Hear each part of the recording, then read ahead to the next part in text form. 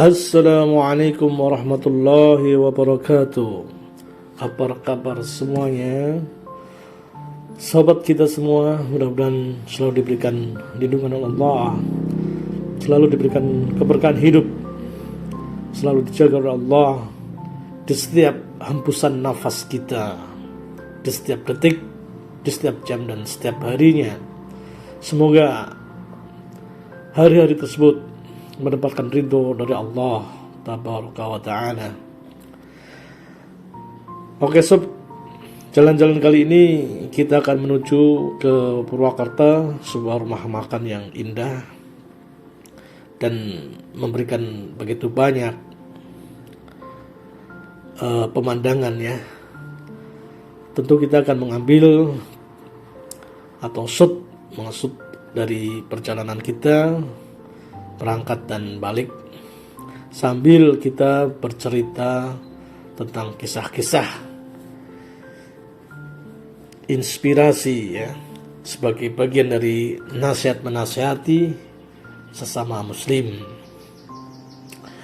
Kali ini kita teringat dengan perkataan seorang ulama, yakni jika kita ingin mendapatkan kebahagiaan, maka selalu bersandar kepada Allah dan selalu berharap akan wajah Allah. Tetapi kalau kita selalu mengharap pandangan manusia,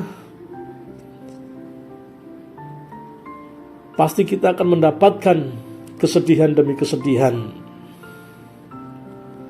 Maka untuk itu, sebagai seorang muslim tentunya jadikan Allah tempat kita bergantung, Allah tempat kita bersandar dari segala permasalahan yang ada. Karena pada dasarnya kehidupan dunia hanyalah silih berganti. Semua orang pasti pernah merasakan sesuatu yang tidak diinginkan. Semua orang juga pasti mempunyai masalah dan problematika kehidupan.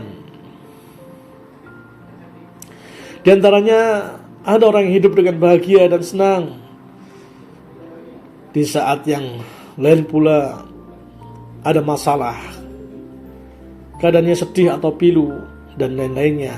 Itu adalah sudah menjadi sunatullah. Lalu dalam menyikapi masalah kehidupannya, manusia memiliki beragam tindakan untuk memecahkan permasalahan tersebut. Apalagi sering dijumpai sedikit orang yang apabila punya problem, selalu dia curhat, dia melampiaskannya di medsos seperti Facebook, Twitter, dan lain-lainnya. Ada pula seorang yang status update-nya adalah kegalauan, seolah-olah tiada hari tanpa kebahagiaan. Masalah-masalah kepada teman, guru, orang tua, atau bahkan masalah rumah tangganya selalu diceritakan di medsos atau di tempat-tempat umum lainnya.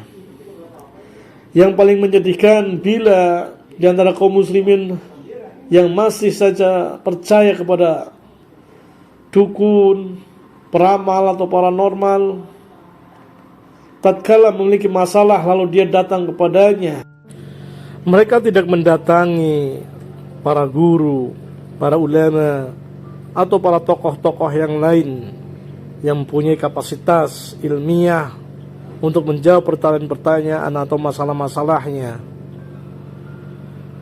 Padahal sebagaimana para nabi dan para ulama, tatkala mereka mendapatkan masalah entah dari keluarganya atau dari orang lain dalam masalah keluarga atau dakwah, mereka menyandarkan diri kepada Allah sebagai sang pencipta, sebagai sang pengurus alam ini. Allah lah yang mengetahui hal-hal yang wujud ataupun tidak nampak. Maka mereka meyakin dengan seyakin-yakinnya bahwa Allah yang mengurus kita semuanya, sehingga kehidupan mereka menjadi tentram, nyaman, walaupun begitu besar godaan, begitu besar ancaman, begitu besar permusuhan orang-orang yang tidak menyukai dakwah-dakwahnya. Ini adalah sangat patut ditiru oleh kita semua, apalagi kita sebagai orang yang awam, sebagai orang yang biasa. Tentu permasalahan kita tidak lebih besar dari mereka, dan lebih mudah kita untuk mengikuti daripada orang-orang yang telah menorehkan tinta emasnya. Lihatlah Nabi Yakub alaihissalam tatkala kehilangan putra beliau yang dicintainya, yaitu Yusuf alaihissalam. Yakub hanya memohon kepada Allah, hanya bersandar kepada Allah, berkeluh kesah kepada Allah, seperti digambarkan dalam Al-Quran dalam surat Yusuf 86. Dia Yakub menjawab, sesungguhnya hanyalah kepada Allah aku mengadukan kesusahan dan kesedihanku. Dan juga dalam firman-Nya yang lain yang artinya, dan apabila hamba-hambaku bertanya kepadaku, tentu aku akan menjawab bahwasanya aku adalah dekat. Aku mengabulkan permohonan orang yang berdoa apabila ia mohon kepadaku. Dalam surat Al-Baqarah 186. Perhatikanlah ayat ini, karena dalam ayat tersebut Allah menyuruh agar kita selalu mendekat kepadanya, seberat apapun permasalahan kita, sebagaimana para nabi dan rasul yang sungguh dulu luar biasa ujiannya, berat di kehidupannya dalam dakwahnya.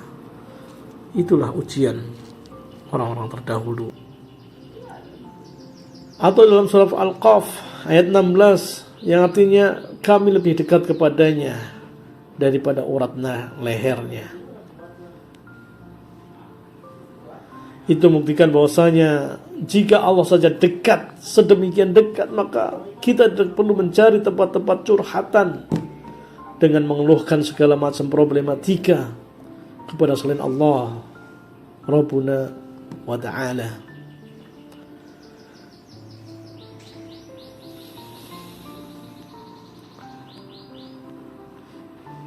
Ini semua bukan berarti tidak boleh sama sekali meminta pendapat kepada orang terdekat kita.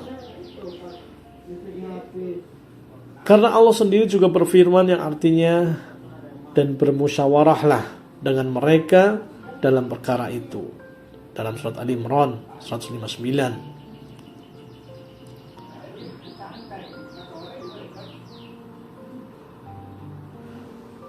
Datang kepada seseorang yang tentu memiliki kapasitas seperti para ulama, para qadi, para hakim, atau para guru.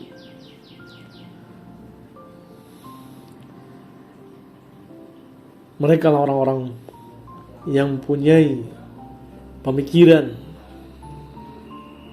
atau naluri yang lurus.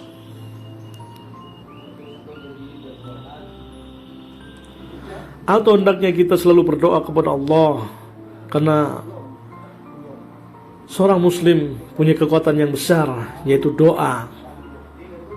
Doa inilah senjata yang luar biasa tatkala kita begitu banyak mendapatkan ujian, maka hendaknya dengan doa itu Allah akan merubah takdir kita. Demikianlah jalan-jalan ini. Mudah-mudahan waktu dan perjalanan kita tetap diberikan oleh Allah kemudahan dan keberkahan. Assalamualaikum warahmatullahi wabarakatuh.